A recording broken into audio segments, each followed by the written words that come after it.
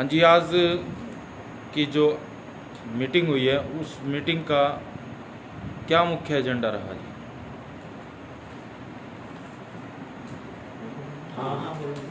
आज की मीटिंग का मुख्य जो एजेंडा है वो 10 अक्टूबर को जो है पिछड़ा वर्ग कल्याण महासभा हरियाणा की ओर से जी पूरे प्रदेश में डिस्ट्रिक्ट लेवल पे 5 दिन का जो है वो धरना 10 अक्टूबर से लेकर के 14 अक्टूबर तक दिए जा रहे हैं। जी उसका जो मुख्य कारण है वो जैसे हर 10 साल के बाद भारतवर्ष में जनगणना होती है जी 2021-22 में अब जनगणना होने वाली है, तो हमारे माननीय प्रधानमंत्री नरेंद्र मोदी जी ने ये बयान दिया है कि जनगणना इस बार जो है वो पिछड़ा वर्ग की जातीय आधार पे नहीं होगी, जी केवल एससी की और जनरल की जो है वो जातीय आधार पे होगी, बाकी बीसी की जो है वो नहीं होगी। आज जो सबसे बड़ी भारत देश की समस्या है वो पिछड़ा वर्ग की समस्या है। पिछली जनगणना के हिसाब से पिछड़े वर्ग की जो जनसंख्या है वो 52% के लगभग है जी और आज़ादी से लेकर के आज तक पिछड़े वर्ग को कोई अधिकार नहीं मिले। राजनीतिक अधिकार तो बिल्कुल ही मिले, पंचायती राज में एक एक दो वार्डों में ही आरक्षित कर दिया गया। चेयरमैन का पद हमारे लिए नहीं है, ना नगर परिषद में है, और विधानसभा में और लोकसभा में तो हमारा कोई भी आरक्षण के आधार पे नहीं जाता। अगर जो एबीसी हरियाणा के अंदर इन्होंने वर्ग किए हैं, अगर दक्षिण हरियाणा से कुछ एमएलए या एमपी जीत करके जाते हैं तो वो जातीय आधार पे या उनका अपना वहाँ पे जो है रसूख की वजह से वो जीत करके जाते हैं और आरक्षण के आधार पे बिल्कुल नहीं जाते। इसलिए हम भारत सरकार से मांग करते हैं कि वो जनगणना जो है वो जातीय आधार पे होनी चाहिए। और दूसरा, ये जो 127वां संशोधन है ये हमारे के लिए फांसी का फंदा है। अब ये अधिकार दे दिया राज्य सरकारों को कि आप जिसको मर्जी ओबीसी में शामिल कर सकते हो। उससे क्या होगा कि ये ताना बाना सारा बिखर जाएगा, जिसके सत्ता में हाथ होगा वो ही अपनी अपनी जातियों को उसमें ले लेगा और इसका कोई औचित्य ही नहीं रह जाएगा।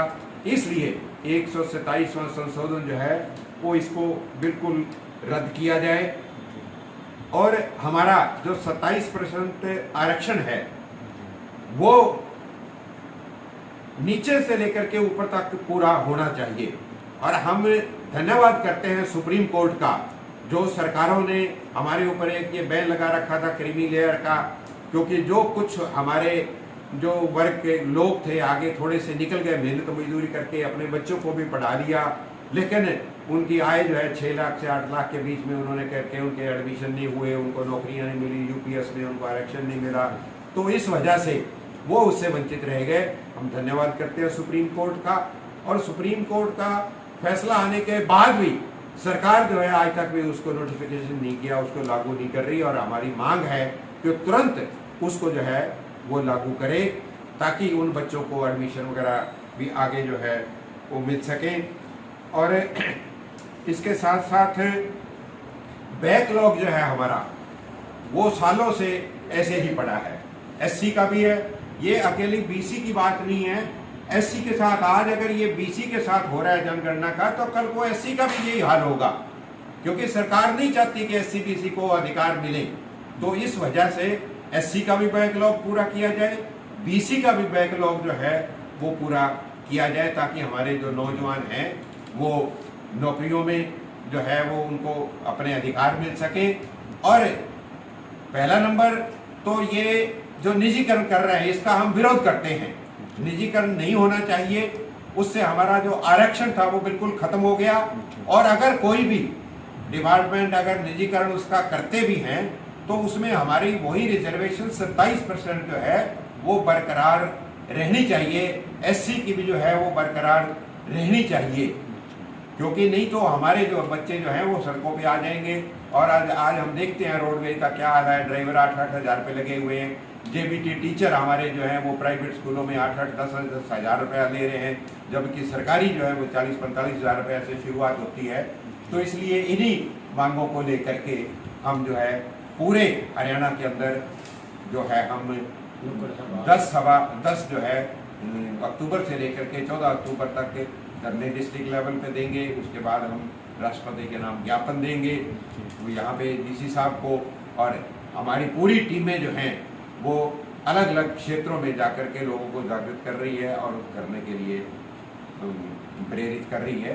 तो यही हमारी मांगे हैं और इसी को हम सरकार से चाहते हैं कि इसको जल्द से जल्द जो है वो पूरा करें। धन्यवाद। ओबीसी समाज जागो और जगाओ, और सभी भाई जो है ना 5 दिन का धरना के ऊपर आकर के आपका जो है हाजिरी दर्ज कराओ। गांव-गांव से सभी भाइयों का हमारी उन्हें विनती है, सभी का, ओबीसी और एससी और बीसी सभी।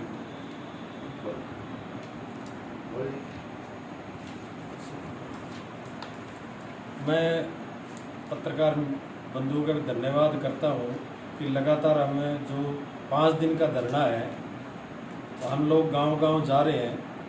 तो आज इसी को लेकर हमारी मीटिंग है और हमारा सरकार के प्रति बड़ा रोष है। हमारे बच्चों के अधिकार छीने जा रहे हैं, हमारे बच्चों के साथ, हमारे छोटी छोटी जातियाँ उनके साथ कुठाराघात किया जा रहा है, इस पूरे देश को निजीकरण की ओर धकेला जा रहा है। इससे हमारे को इतना खतरा है कि हमारे बच्चों की सारी नौकरियां तो हमारी पहले ही नहीं है, नौकरियां अब निजीकरण हो जाएगा। जिस पार्टी की वो संस्था होगी उससे हमारे बच्चों को नौकरियां नहीं मिलेगी। हम गांव-गांव जा रहे हैं, हम मीडिया के माध्यम से सरकार से आग्रह करते हैं कि जातिगत जनगणना जो करानी है उसमें ओबीसी जाति का कॉलम हो, और सदियों से आज एक लोकतांत्रिक देश है, इसमें सभी का अधिकार है। 85% जातियों के साथ जो अन्याय किया जा रहा है वो उसको हम कभी भी सहन नहीं करेंगे, और जब तक हमारी मांग पूरी नहीं होती। आज ये 10 तारीख को जो फतेहाबाद में हरियाणा का पहला आंदोलन की शुरुआत है, 8 स्टेटों में हमारा ये आंदोलन चल रहा है। पिछड़ा वर्ग कल्याण महासभा द्वारा 10 तारीख से शुरुआत है। यदि 14 तारीख तक हरियाणा सरकार अपने लेवल पर जातिगत जनगणना का आदेश नहीं करती है तो पूरे हरियाणा के अंदर प्रधानमंत्री नरेंद्र मोदी के और मुख्यमंत्री मनोहर लाल के पुतले जलाए जाएंगे। हर गांव के अंदर हम विरोध जताएंगे। जो भी इनका नेता गांव में जाएगा हम उनका पूर्ण रूप से पिछड़ा वर्ग के और दलित वर्ग के लोग मिलकर उनका विरोध करेंगे। इसी को लेकर हमने आज सर्व जातीय ओबीसी समाज के और दलित भाइयों की यहाँ आज हमने मीटिंग लेकर ये सभी भाइयों ने निर्णय लिया है, और सभी भाइयों ने हमारा सहयोग करने का भी आश्वासन दिया है, और इसी को लेकर हमारा ये अभियान अभी भी गांव-गांव अभी जारी है। धन्यवाद। ये